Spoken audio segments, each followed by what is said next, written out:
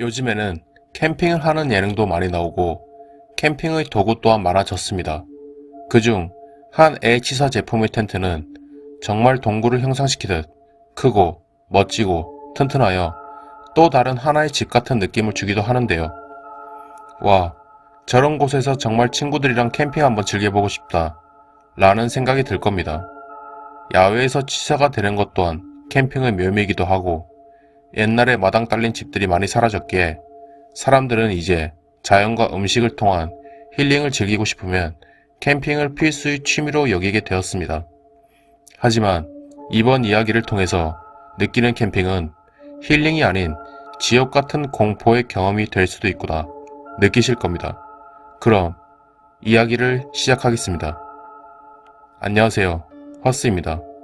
이번 이야기의 시기는 제가 공익, 즉 사회복무요원으로서의 소집해제가 된 이후의 내용입니다.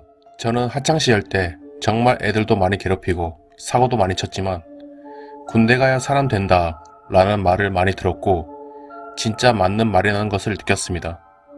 비록 소집해제를 한 공익이지만 복무를 할 동안에 혼자 생각하는 시간도 많았고 소집해제가 끝나면 나는 이제 뭘 해야 되나 라는 생각과 빨리 끝났으면 좋겠다는 생각으로 달력의 날짜들을 보며 가지 않는 시간을 기다리고 또 기다렸습니다. 그렇게 기다리던 소집 해제가 끝난 후 같은 고등학교 출신이었던 철수에게 뜻밖의 연락이 왔습니다. 허스야, 소집 해제 끝났다며? 축하한다. 밥 한 끼 먹자. 내가 살게. 철수는 마치 내가 소집 해제가 끝나기를 기다리던 사람 같았고 학창시절 때의 그 내성적인 성격이 아닌 시원시원하고 남자다운 느낌의 성인으로 변해 있었습니다. 어느 날 복무를 하였던 공공기관 앞으로 갓 출시한 신형의 산타페 하나가 도착을 하였고 그 차에서 철수가 내려 반갑게 인사를 하며 밝은 미소를 지었습니다. 그 모습이 어색하고 이상했지만 한편으로는 부럽기도 했습니다. 외제차는 아니었지만 대학생의 나이에 이 정도의 SUV 차를 몰고 다닌다는 것은 한 푼도 없는 저한테는 외제차 못지않게 멋있게 보였기 때문입니다. 그나저나 어떻게 연락처를 알아서 연락을 한 것인지 또 옛날 모습과 많이 달라진 모습을 한 철수를 보고 놀랐습니다. 그래, 오랜만이다. 너 많이 달라졌다. 그치 새끼야. 대학생 되니까 사람이 달라지긴 하더라. 이번에 차도 새로 뽑고 그 새끼야 라는 말이 듣기 거북했지만 이렇게 나를 마중 나와서 데리러 온다는 것은 거의 교도소에서 출소했을 때 누군가 달려와 준 것 같은 느낌이라 그것만으로도 좋았습니다.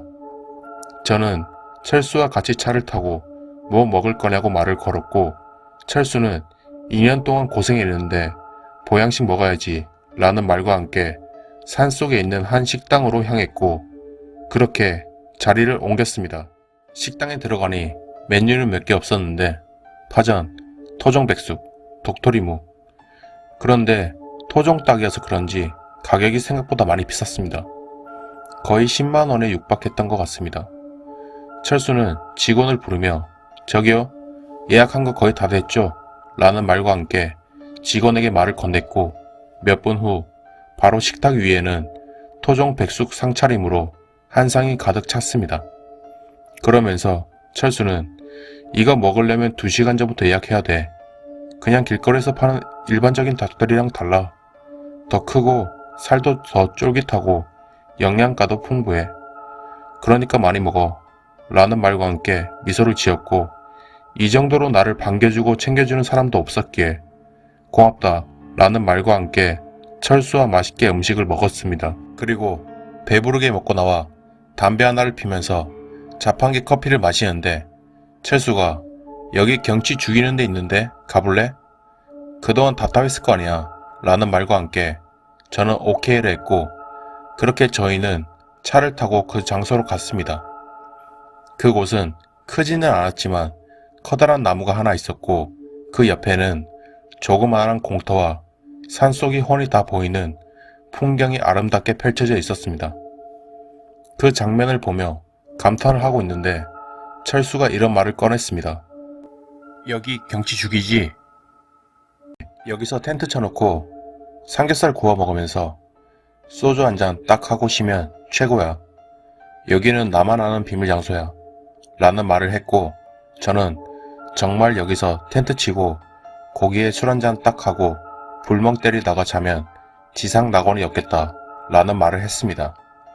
그리고 철수는 곧장 실행으로 옮기자며 너 어차피 이제 할 일도 없잖아. 내일 같이 올래? 나 캠핑 엄청 좋아해서 캠핑 용품 다 있거든.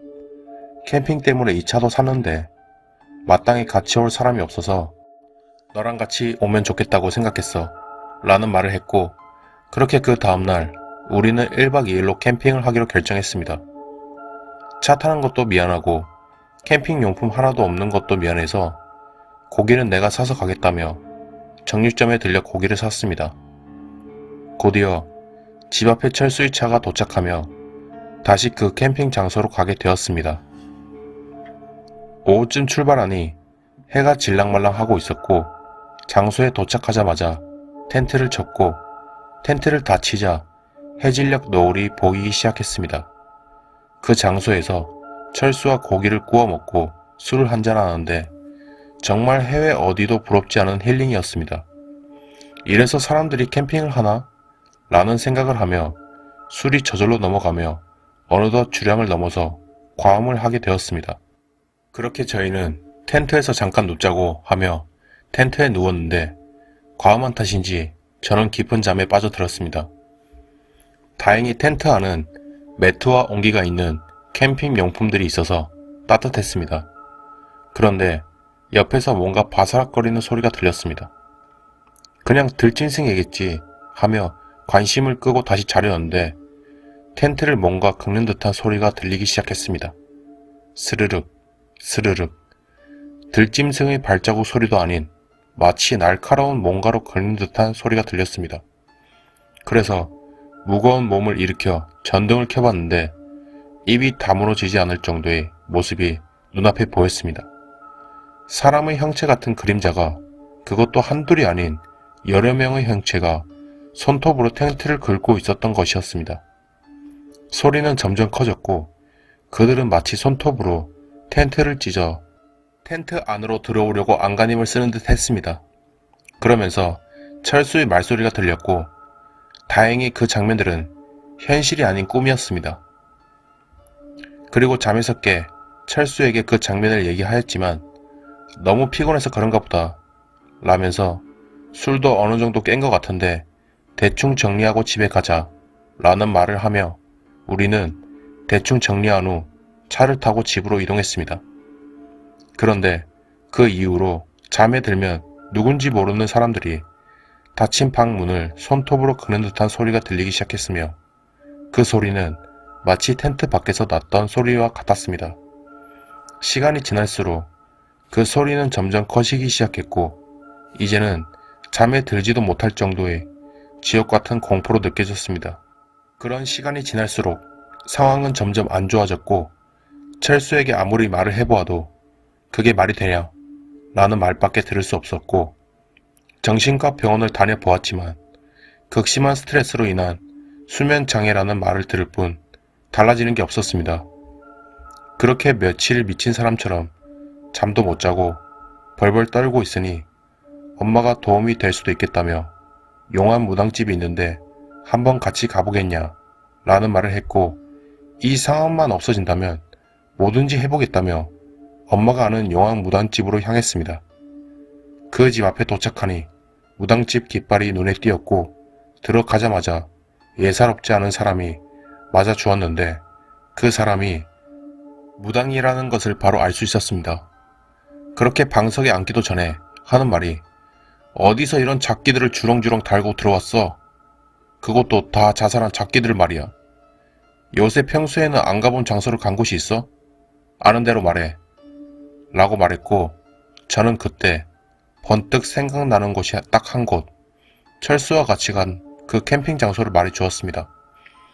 그러자 무당이 하는 말이 거기서 주렁주렁 달고 왔네. 거기야 거기. 이거 그대로 놔두면 그 작기들이 끝까지 너 끌고 그 장소로 데려가 절벽으로 밀어서 죽일 거야. 라는 말을 했고 그 풍경에서 가장 좋았던 장소가 깊은 절벽이었다는 것도 생각이 났습니다. 그러면서 부적을 몇 개 받고 절에 들어가 열심히 기도해라. 혹시 잘못했던 게 있으면 반성하고 속죄해야 나아질 거야. 라는 말을 들었습니다. 그렇게 무당집을 나와 저는 급하게 철수에게 연락을 했습니다. 그리고 모든 상황을 철수에게 얘기했습니다. 그 말을 듣자 철수는 이상하게 웃으며 떨어져 죽어버리지 어떻게 살고는 싶었나봐. 내가 그 장소에 너를 데리고 갈 날만을 얼마나 기다렸는데. 너 같은 쓰레기는 죽는 게 맞아. 그거 떼내려면 죽다 살아난 것처럼 반성하고 속죄해야 할 거야. 라며 전화를 끊었고 저는 철수의 말에 아무런 화도 욕도 하지 못했습니다. 그제서야 생각이 났습니다. 철수는 제가 학창 시절 그렇게 끌고 다니며 괴롭히고 때리고 심부름을 시켰던 그 아이였던 것을 말입니다.